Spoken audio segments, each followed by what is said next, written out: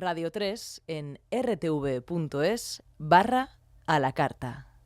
Pues oye, que es miércoles 25 de abril de 2018, son las 9 de la noche y 1 minuto, esto es Radio 3, así que esto es Efecto Doppler.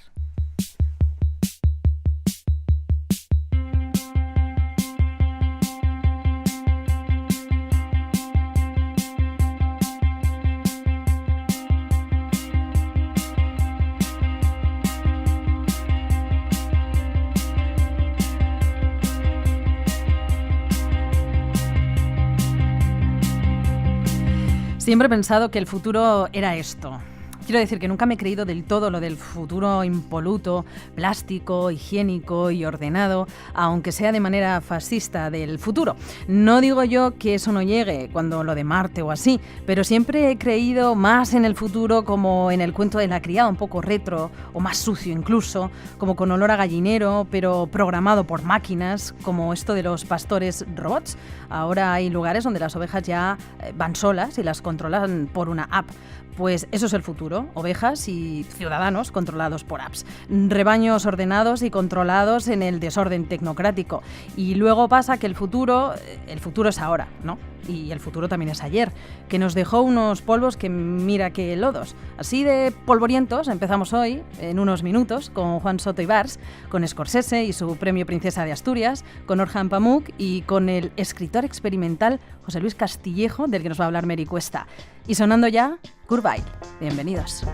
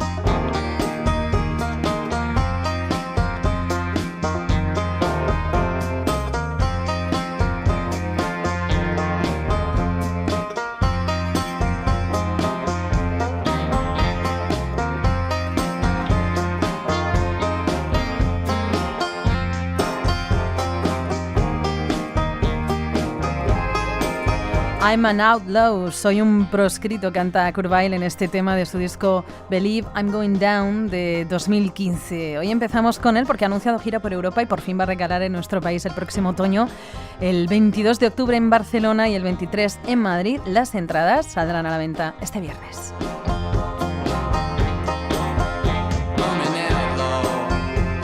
Y hablando de proscritos, desheredados o desarrapados, así empieza Crímenes del futuro. Es la nueva novela de Juan Soto Ibars. Alguien preguntó la hora, pero ninguno tenía reloj, y los niños hacía rato que habían echado a correr. El edificio que hoy usan como granero fue un polideportivo, Pero de esto hace tantos años que los críos, aficionados al fútbol, lo ponen en duda. Atienden a las historias de los viejos como quien oye una canción que se sabe de memoria. Pero en cuanto sale el tema del polideportivo y los ancianos rememoran competiciones y trofeos, los niños levantan las orejas y tuercen la cabeza con suspicacia. ¿Un polideportivo?, preguntan sus ojos incrédulos. ¿Aquí? Así que la jauría sale para allá. Se alejarán de la plaza, abandonarán el pueblo y saltarán entre zanjas y montículos de escombros que flanquean la antigua urbanización en ruinas, de la que todo lo aprovechable fue saqueado muchos años antes de que estos niños nacieran.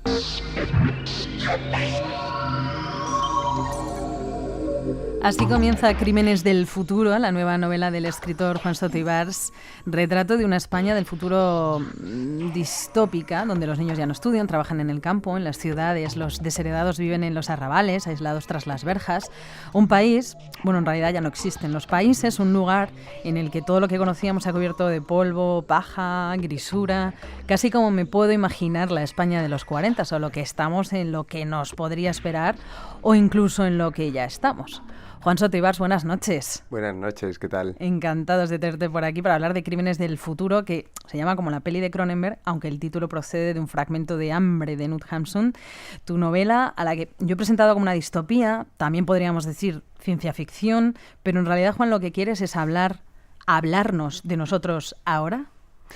¿De nosotros ahora o de nosotros antes o de nosotros en el futuro? Es curioso porque desde el principio supe que estaba escribiendo una novela sobre el futuro a partir del material que me iba pasando mi abuela sobre lo que ha sido su vida, pues la guerra, la posguerra, la transición, cómo se vive la historia sin salir en los libros de historia, ¿no? Como la mayoría de nuestras abuelas, de nuestras madres, padres, etcétera, ¿no? Así que sí, bueno, decidí ponerlo en el futuro porque empecé a ver que estábamos saliendo de la crisis por un sitio que a mí no me gustaba la pinta que tenía, ¿no? Como desmantelando servicios públicos, acrecentando las desigualdades, y dije, bueno, ¿cómo vivirán mis nietos? Me hice esta pregunta con 20 y pocos años, o sea, una cosa rarísima, pero dije, ¿cómo vivirán mis nietos? ¿Y si viven como mi abuela? Mi abuela también fue una niña, mi abuela no pudo ir al colegio, mi abuela tuvo que matarse a coser hasta perder la vista mientras mi abuelo pescaba. ¿Quién nos dice que el retroceso que ha empezado y que ya notamos en el estómago, como cuando baja la montaña rusa, no va a llevarnos hasta ahí? Crímenes del futuro, que es una novela que tú la apuntas, según leemos al final, está escrita en muy diferentes lugares a lo largo de 8 años. Es decir, claro, que la empezaste cuando estalló la crisis, ¿no? De modo que esa también es un poco la chispa, ¿no?, de la que nace esta novela. Sí, es que la crisis es... La estafa esta a la que llaman crisis es un cambio, un giro muy brusco en el camino.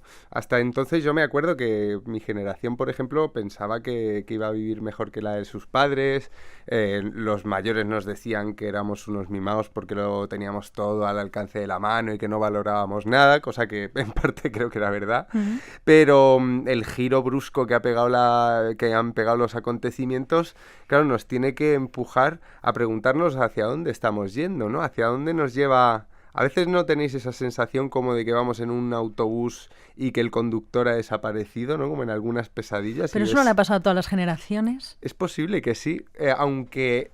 También he hablado mucho de este asunto con mi abuela mientras escribía, y ella siempre ha tenido... a partir del fin de la posguerra siempre ha tenido una especie de ilusión porque los tiempos iban a mejor, ¿no? Uh-huh. Ella sabía que mi padre iba a vivir mejor que ella, aunque su vida fue más dura que la mía, y los nietos ya le parecíamos pues unos privilegiados, claro. Cuando empieza la novela estamos ya en pleno desastre, economía racional, el ente que nos gobierna, no hay naciones, no hay política en realidad, ¿no? Es tecnocracia pura y dura. Eso sí, nos hemos ahorrado las banderas en el futuro. Sí, nos hemos ahorrado las banderas en una parte del futuro, ¿no? Porque la novela va avanzando y van cambiando cosas, pero lo que nos hemos ahorrado no son solamente las banderas, son los estados. Yo me pregunto muchas veces, porque tengo muy poca confianza en los políticos, mira, estamos en el día que dimitió Cifuentes, ¿no? Se recordará, y siempre me pregunto, oye, ¿qué pasaría si esto sigue así con el todos son iguales, con la desilusión esta que se ha instalado, y un día el poder financiero nos propusiera hacer un referéndum para desmantelar los parlamentos y ya nos encargamos nosotros, que somos los que creamos riqueza, etcétera. ¿Qué pasaría? ¿Qué saldría en un referéndum como ese? ¿Mandaríamos a los políticos a tomar viento por considerarlos a todos iguales? ¿Cederíamos el poder a esta gente tan responsable que siempre hace las cosas bien, los empresarios, los grandes financieros? Yo creo que sí, o sea, tengo la intuición de que sí. Y la novela parte de esa hipótesis, ¿no? ¿Y si hubiéramos hecho eso? ¿Qué pasaría unos años después?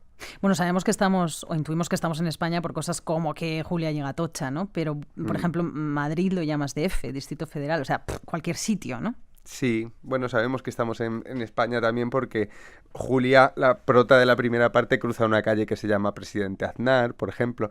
Me gusta dar pinceladas, no quería hacer una... Hay una cosa que no me gusta de la ciencia ficción y es que las tramas y los ambientes son muy interesantes, pero no dedica normalmente atención a la psicología de los personajes. Yo quería hacerlo a la inversa, utilizar a los personajes, a 3 chicas jóvenes que van creciendo a lo largo del libro, como hilo conductor, y que el paisaje como de ciencia ficción o futurista se fuera viendo como nosotros vamos por la calle, o sea, sin fascinación por lo que va a ser nuevo para el lector, ¿no? Con pequeños detalles.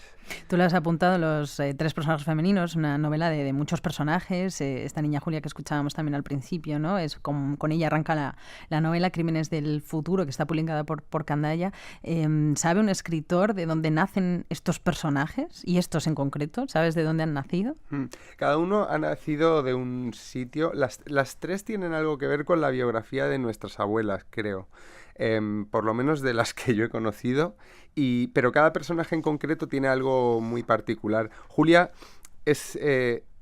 para mí es esa niña portentosa, inteligente, esa Matilda, ¿no? Que está por encima de los demás, que tiene una curiosidad desmesurada y a la que las circunstancias acaban puliendo como una piedra, ¿no? Y convirtiendo en una señora mayor mucho más convencional, ¿no?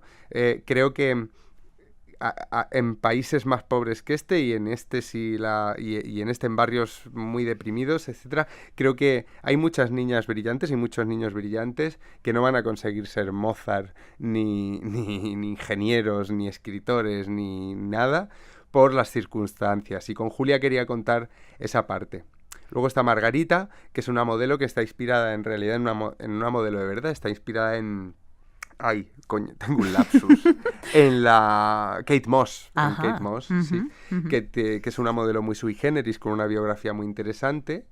Y luego Pálida, la última, está inspirada en mi fascinación por los ciegos de nacimiento. Esto es algo que desde pequeñito siempre me ha provocado mucha fascinación, ¿no? ¿Cómo es el mundo para una persona que no sabe lo que es el rojo, que no sabe lo que es el azul, que no sabe la cara que pones cuando te ríes? Siempre la expresividad de los ciegos de nacimiento siempre me ha llamado muchísimo la atención, ¿no? Porque se expresan de otra manera con la cara, porque nunca han visto cómo la cara refleja las expresiones de los demás, ¿no?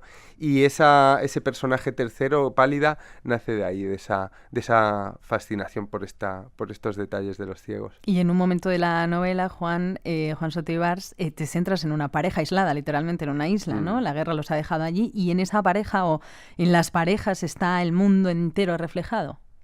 Pues sí. En la novela hay una guerra. En la primera parte el lector va viendo que esto va muy mal y que van encaminándose a algo que va a salir fatal, ¿no? Y yo no quería contar la guerra porque, entre otras cosas, tengo algún amigo sirio que la ha vivido y creo que sí, que la información que yo podría tener o el punto de vista siempre sería un poco frívolo, ¿no? Un poco de aventurilla bélica y tal. Así que, como había que contar una guerra, dejé a 2 personajes en una isla, tenían que venir a recogerlos. Y nadie vino porque el continente estalló en llamas, ¿no? Así que la guerra sí se cuenta a través de la vida de una pareja que no sabe lo que va a pasar, que no saben si van a venir a por ellos o no, que no saben si están jugando con ellos o no, y a los que empieza a brotarles la naturaleza más primaria, ¿no? A él un tipo de naturaleza primaria, a ella otro muy distinto, y el conflicto pues está servido, claro. Un conflicto que, por ejemplo, nos puede llevar a pensar en El Señor de las Moscas, ¿no? Claro, el asalvajamiento.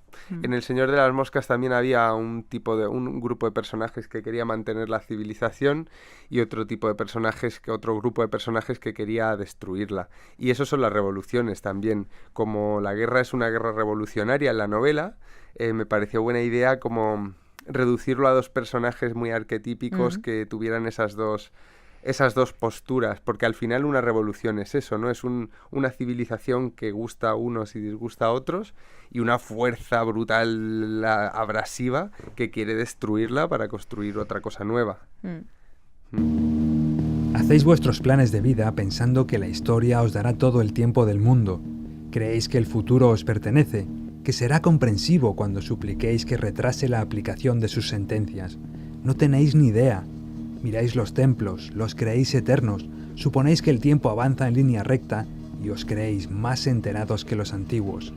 Pues bien, ellos también contemplaron sus templos, sus altas columnas, esos templos que vosotros veis en ruinas. Crímenes del futuro de Juan Soto Ibars. Juan, aquí te sale la arenga.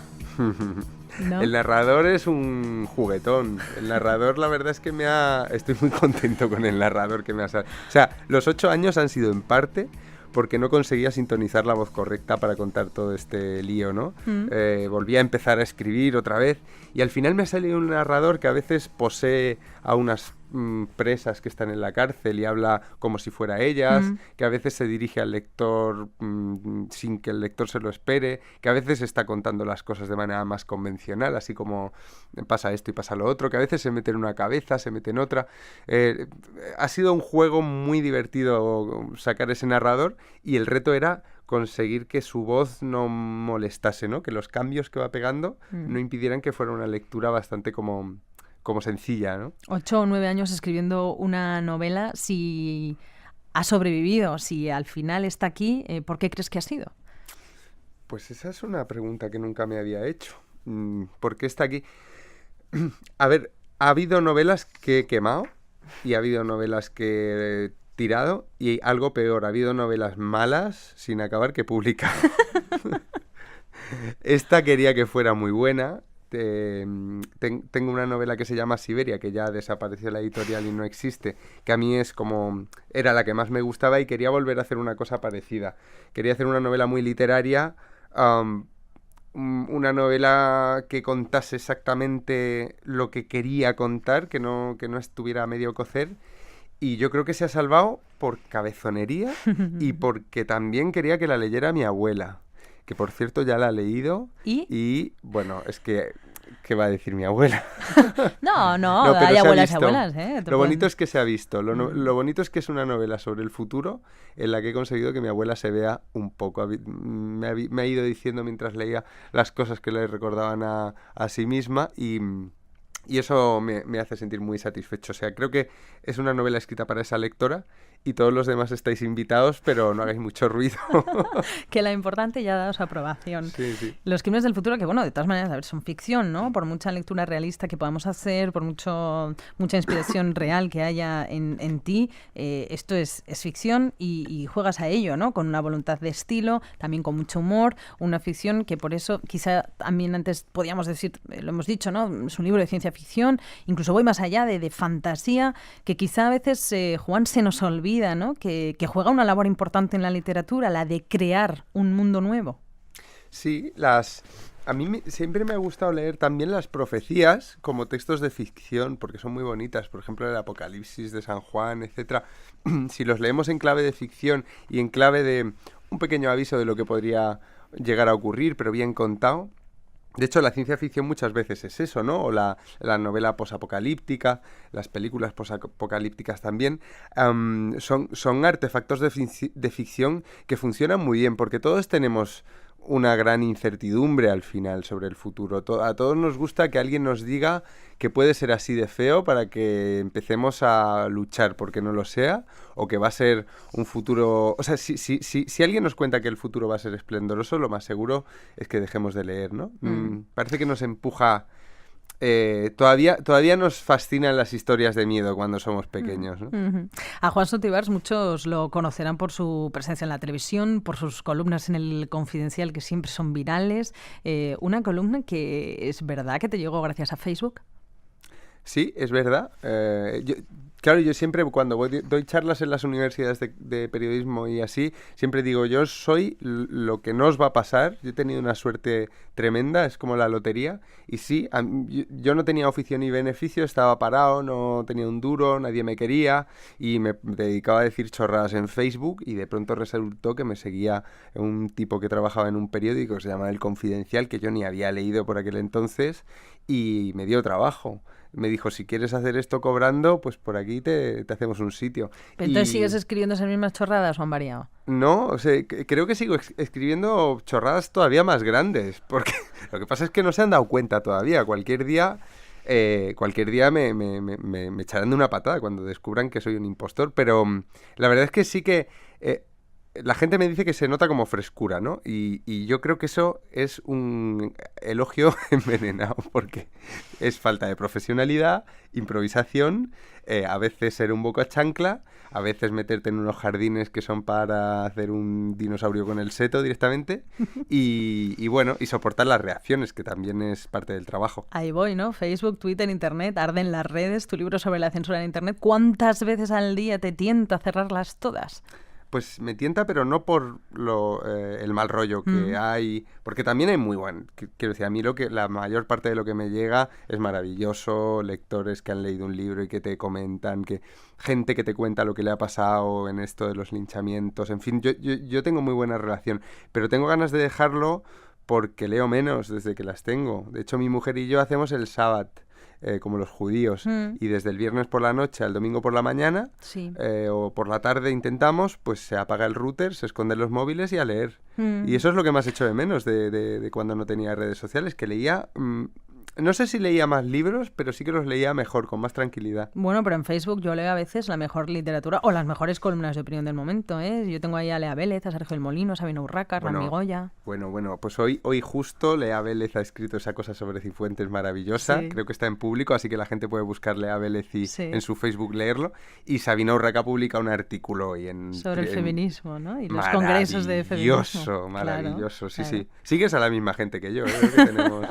Bueno, Juan Soto Ibars lo leemos religiosamente cada vez que aparece su columna, ¿no? La realidad es jugosa y maravillosa. Y yo, ya lo decías tú un poco antes, ¿no? Pero yo teniendo días como el de hoy, yo me pregunto por qué escribir novelas, ¿no? La realidad es una ficción maravillosa. Una presidenta de la Comunidad de Madrid supuestamente robando cremas en un hipermercado. Esto es el crimen del futuro. Pues esto es el crimen del... No sé, ¿no? Este es el crimen de Berlanga. ¿Para qué escribir? ¿No? Ya, bueno, a ver, la realidad está poniendo las cosas muy difíciles, ya sabes, pero sobre todo se las está poniendo difíciles a los del Mundo Today. Yo creo que son ellos los que tienen un problema porque les ha salido una competencia atroz, ¿no? La novela yo creo que sigue siendo una especie de reducto donde la invención y la realidad pueden convivir de una manera bastante armoniosa, pero los pobrecicos estos del Mundo Today yo creo que van a tener que cerrar después de lo que está pasando. Es que se van a convertir en un periódico convencional. Ay, Juan Soto Ibars, Crímenes del Futuro, que está publicado en Candaya. Ha sido un placer. Muchas gracias por acompañarnos esta noche en directo aquí en Efecto Doppler. Un gustazo, Laura, y os dejo con Mary, que está muy encantada de tener compañía en el estudio de Barcelona. Hola, estoy encantada. Bueno, pues os dejo un ratito que os despidáis vosotros también, claro. Y ahora hablamos, ¿vale? Vale. Hasta ahora, Mary. Adiós, Juan. Hasta luego. Chao.